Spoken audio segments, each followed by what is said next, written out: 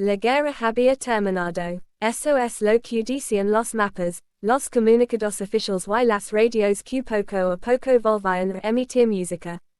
En mayo de 1945, Europa intentaba convencerse de que el horror había quedado atrás.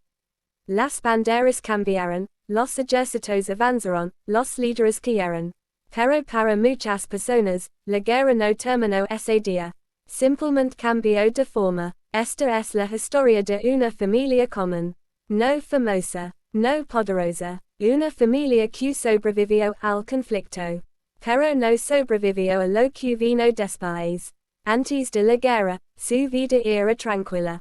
El padre trabajaba en una profesión respetada. Creía en el orden, en la disciplina, en hacer lo correcto. No era un fanático visible. No marchaba en desfiles ni daba discursos.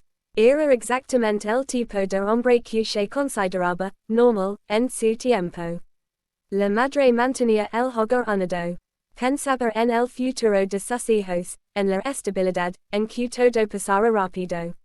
Los niños crecían en un mundo que se iba quedando poco a poco, sin entender del todo por qué. Cuando la guerra comenzó, la familia siguió adelante.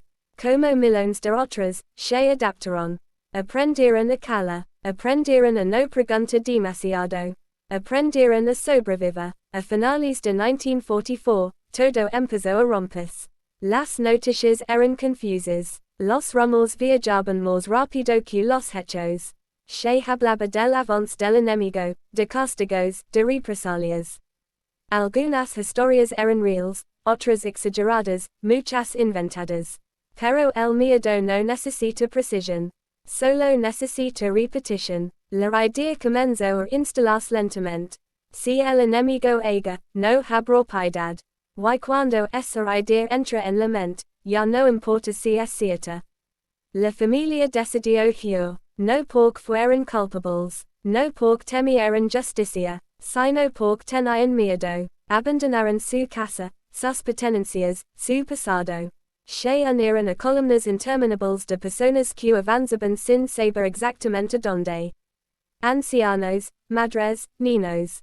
Todos empujados por la misma sensación, quedarse era más peligroso que es. El viaje fue largo, cansado, silencioso, pero al final, llegaron a una zona que parecía segura. Una región bajo control aliado.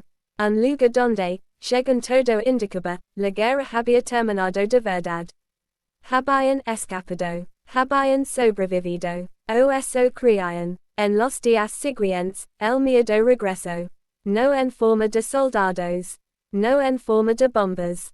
Sino como un rumor. Se decía que las familias serían devueltas. Que nadie estaría realmente a salvo. Que los acuerdos entre potencias significaban que todo podía cambiar de un día para otro.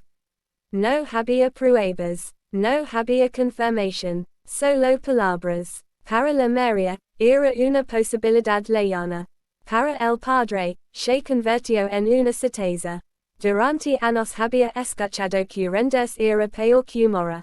Que caer en manos del enemigo significaba perderlo todo. Esa idea no desaparece cuando termina una guerra. Se queda grabada. La noche en que tomó la decisión no hubo gritos. No hubo caos. Hubo silencio. En su mente, no estaba destruyendo a su familia. Estaba protegiéndola. Creo que estaba evitando un destino peor. Creo que no había otra opción. Cuando amaneció, varias vidas se habían apagado en un lugar que debía ser seguro. No por una amenaza real. No por una acción enemiga. Sino por una idea que nunca fue comprobada. El enemigo nunca llegó. El peligro nunca se materializó. Las autoridades encontraron los cuerpos cuando la guerra ya era historia. No había nada que investigar en términos militares. No había culpables externos. Solo una familia destruida por dentro. Miles de otras familias, en circunstancias idénticas, sobrevivieron. Reconstruyeron sus vidas. Criaron a sus hijos. Aprendieron a convivir con el pasado. Este no lo hizo. Algunos miembros de la familia sobrevivieron en otros lugares. Eligieron el silencio. No hablaron. No explicaron. Tal vez entendieron que no había una respuesta que pudiera justificar lo ocurrido. El silencio se convirtió en su forma de seguir viviendo. Esta historia no tiene un final reconfortante. No hay justicia perfecta. No hay equilibrio moral. Solo deja una advertencia. La guerra no siempre termina cuando se firma la paz. A veces continúa en la mente de las personas. En el miedo aprendido. En las ideas que nunca fueron cuestionadas. Una familia entera murió no por lo que ocurrió, sino por lo que creyeron que podía ocurrir. Y cuando el miedo reemplaza a la realidad, ni siquiera la paz es suficiente para salvar vidas. La guerra había terminado oficialmente, pero para algunos sobrevivientes, el verdadero conflicto apenas comenzaba. No había bombas cayendo ni ejércitos marchando, pero el peso del pasado se sentía en cada conversación que uno se tenía, en cada recuerdo que nadie quería nombrar. Los que quedaron vivos entendieron rápidamente una cosa. Hablar podía ser peligroso, no porque alguien los persiguiera, sino porque las palabras abrían heridas que nunca habían sanado. Cada pregunta clavaba a otra, y cada respuesta conducía a un punto al que nadie quería regresar. Así empezó el silencio. En los meses siguientes, Europa comenzó a reconstruirse. Las ciudades se levantaban poco a poco. Las escuelas reabrían. Las familias intentaban parecer normales otra vez. Pero bajo esa apariencia, existía una generación marcada por decisiones tomadas en el miedo. Algunas personas fueron juzgadas por lo que hicieron durante la guerra. Otras, simplemente, desaparecieron de la historia. Cambiaron de nombre, de país, de identidad. No para escapar de la justicia, sino para escapar de los recuerdos. Porque hay culpas que no se pueden juzgar en un tribunal. Los hijos que sobrevivieron crecieron con preguntas que nunca fueron respondidas. Sabían que algo había pasado. Lo sentían en la forma en que los adultos evitaban ciertos temas, en los silencios incómodos, en las miradas que se desviaban cuando alguien mencionaba el pasado. Aprendieron temprano que algunas historias no se cuentan. Que algunas verdades no traen alivio. Y así, el trauma pasó de una generación a otra, no con palabras, sino con ausencias. Décadas después, historiadores comenzaron a investigar estos casos. No buscaban culpables, buscaban entender. Querían saber cómo familias enteras, que habían sobrevivido a una guerra brutal, podían perderlo todo cuando el peligro ya no era real. La respuesta se repetía una y otra vez. Miedo acumulado, años de propaganda, años de deshumanización, años de escuchar que el enemigo era peor que la muerte.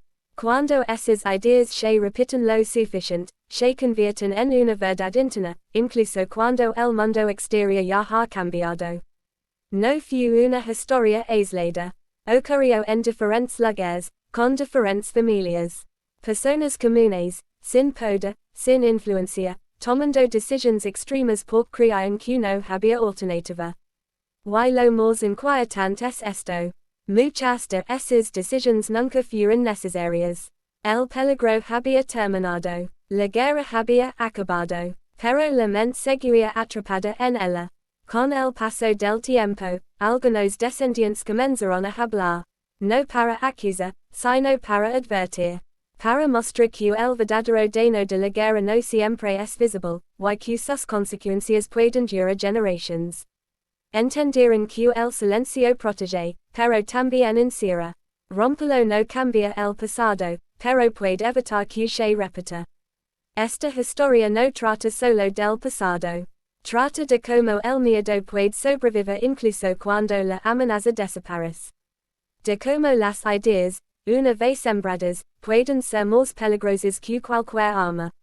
Y de cómo la paz no siempre llega cuando termina la guerra, sino cuando las personas aprenden a cuestionar aquello que les enseñaron a temer.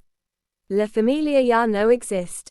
Sus nombres se perdieron. Su historia quedó enterrada durante años. Pero su leyenda sigue viva.